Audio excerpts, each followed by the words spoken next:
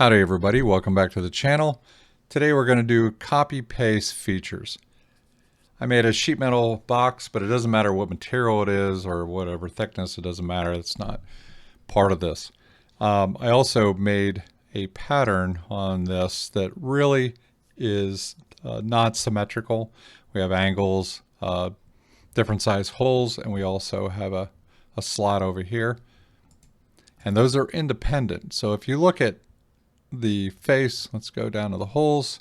If I pick on that, let's see, there we go. You'll tell that I use the hole command to create all these. And I also, for the slot, the center is an independent hole, and then the slot is independent.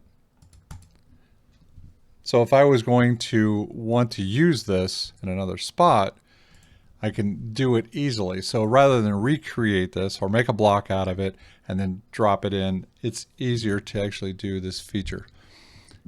So if I select this and the center, if I left click and drag out onto the face, if you let go, it brings up this dialog, paste feature.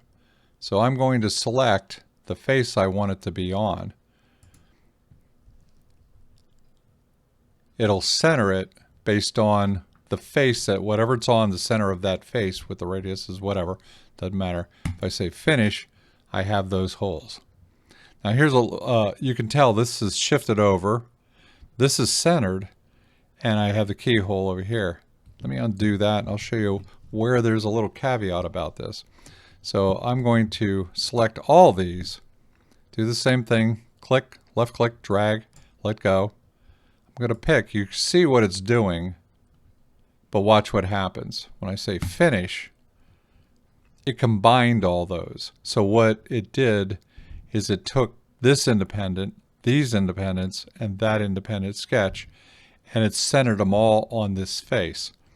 So I made this one just a little bigger so you could see what happens, because if this slot was the same size and it fit inside this hole, it would disappear. You just kind of go, okay, what happened to my other hole? It doesn't make sense. What is happening, and you have to watch for this, if you're copying all those at the same time, you will have this effect, but you're not stuck. So if you go into that sketch, you can tell that you still have this as an independent piece, all those. So you can move this, but this is locked in because it placed it centered. So you want to make sure that when you're doing that, you can do those one at a time. Let me undo this. There we go. Do one at a time or be able to make the adjustments. Plus, it does treat them independently. I'll show you another sample of how this can be useful. Here.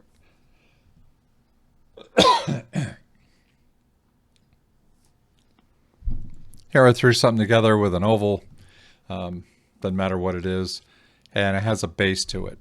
On the base, there's actually a label recess, but we're only going to concern ourselves with this much. Normally what I would do if I was going to create this and I wanted the exact same thing up here, I would have to know the height of this. I would have to pick, go onto that surface. The easiest thing is to do a projection, say okay to that.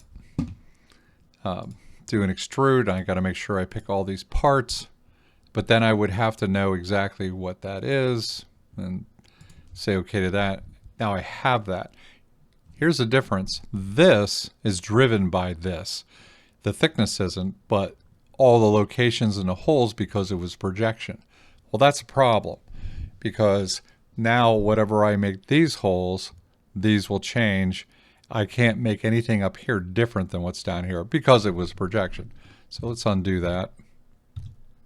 Another way to do this is just like we did with the other one. We're going to, let's see, get our plate, our radiuses, our holes.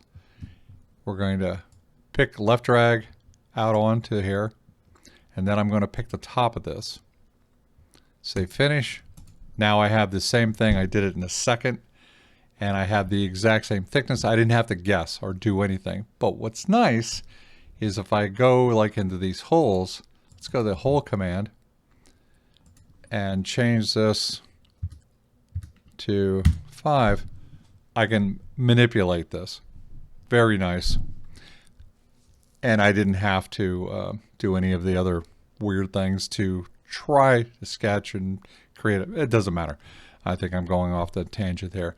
Here's another thing. If I would have tried to drag this along with it, it would have been the inside. It would have failed just because of the surface and how it's treating it.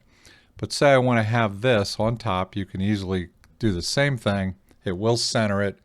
Where is my label on here? Hang on one second. Yeah, label, drag, pick. I didn't have to worry about the depth. It already knows exactly what I had in the other one. But say I don't want that. Let's cancel that. And I want to put it on the side. So let's grab our label. Oops, missed that. Try that one more time. Grab. Let's put it on the label. You'll notice that it's rotated in the wrong direction. You can put an angle. Let's do 90. Say OK to that. And it created the exact same thing. Here's the difference. I didn't drag the radiuses. So if I needed a different radius, or if I wanted the same thing, I would have taken it with it. But I can also, since it's independent now, even though it is the same, basically the same sketch, if I go into that sketch, I probably want to make sure that it's centered. So for here, I would pick this,